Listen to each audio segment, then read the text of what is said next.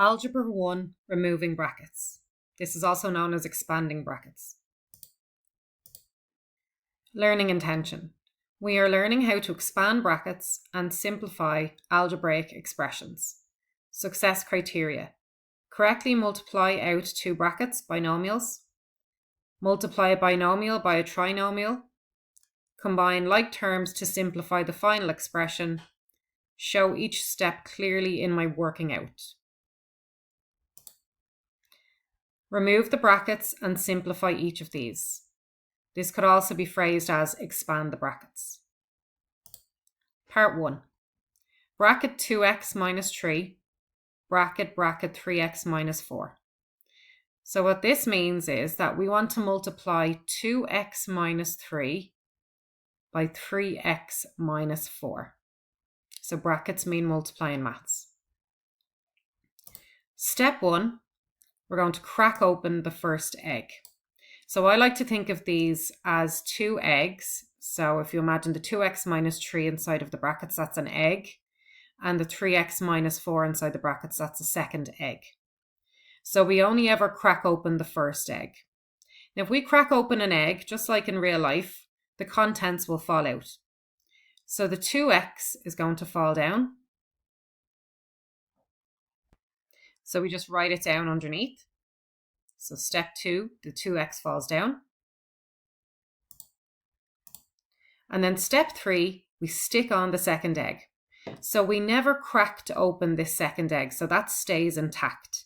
So we literally just write it down beside the 2x and we stick it on. So we don't crack that open, it stays intact. And then we repeat the process. So remember we cracked open the first egg. So the minus 3 will now fall down. So step 4 is the minus 3 falls down. And again, we did not crack open that second egg, so it stays intact. So we just stick it on to the minus 3.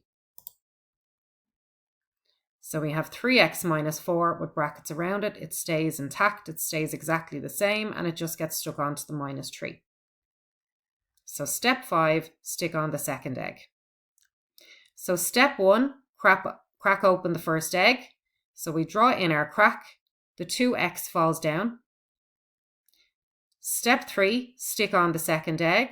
So we stick on the 3x minus 4 and we keep the brackets. Step 4, the minus 3 falls down.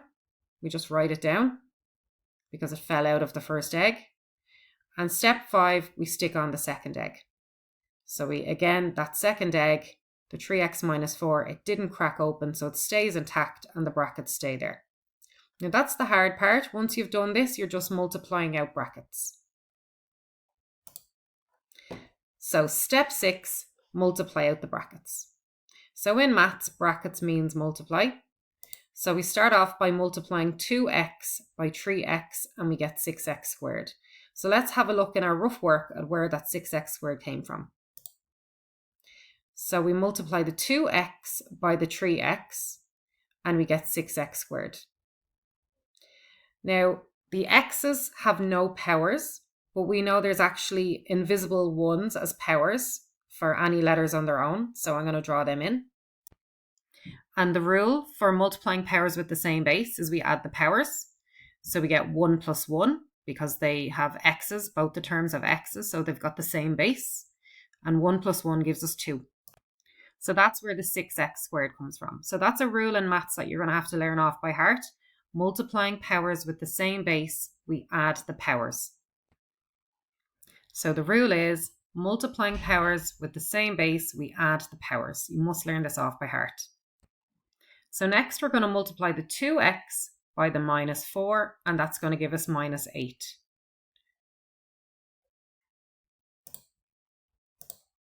So 2x by minus 4 gives us minus 8, and there you have it in your rough work. So in algebra, multiplying a number by a letter, we stick them together. So 2 multiplied by minus 4 gives us minus 8, and then we just stick on the x. And just be careful with your signs because a plus multiplied by a minus is a minus. So use your calculator. You have it there, so make sure that you use it. And you're allowed to use it in your state exams, your summer exams, and your Christmas exams. So use it every chance you get. Next, we're going to multiply minus 3 by minus 3x to give us minus 9x. So in our rough work, minus 3 multiplied by 3x is minus 9x. So again, multiplying a number by a letter, we stick them together. So we just stick on the x, and the minus 3 times the 3. So again, a minus by a plus gives a minus. So careful with your signs. And then we're going to do minus 3 by minus 4 gives us plus 12. Be very, very careful here. A minus by minus gives a plus. So minus 3 times minus 4 gives us plus 12, and we just write it down. So next we're going to simplify. So step 7, simplify, which means to add or subtract like terms. So I'm circling the minus 8x and the minus 9x because they're like terms. So they have the same letter and the same power. And I know you can't see the power, but x on its own is really x to the power of 1. So they do have the same power. There's no other x squared, so I'm not going to circle 6x squared or put a box around it. And there's no other constants, so I'm not going to circle or put a box around the plus 12. Just be careful, make sure that you circle the minuses. If you forget to circle the minus, for example, and just circle the 8x, you're going to go wrong. So minus 8x minus 9x is minus 17x. So just be careful with your signs. Here's our rough work. So when we have two minuses, so when we're subtracting a minus from a minus, so if they're the same signs, in this case they are, we just add the numbers and we keep the sign. So 8 plus 9 is 17, and we keep the minus. So if you're at minus 8 in terms of temperature, so minus 8 degrees on a thermometer, and you go down by a further 9 degrees, you end up at minus 17 degrees. If you have minus €8 in your bank account and you spend another €9, so you take out another €9, you're going to end up at minus €17 in your bank account. Then we just bring down the 6x squared and we bring down the plus 12. And that's our answer. So this is our simplified expression. So we always put the highest power first. So the x squared goes first, then the x, and then the constant at the end. So our answer is 6x squared minus 17x plus 12. This is known as a quadratic trinomial. It's quadratic because the highest power of x is 2. So x squared is our highest power. And it's trinomial because there's 3 terms, 1, 2, 3. Graphically, this forms a U-shaped graph because the x squared term is positive. If this was a minus 6x squared or minus anything x squared, it would be an N-shaped graph. So this is what it would look like as a function. So if we stick a y in front of it, we get the function y is equal to 6x squared minus 17x plus 12, and this is what it will look like. Instead of y, we could also have f of x for a function, and you'll cover this in the functions chapter.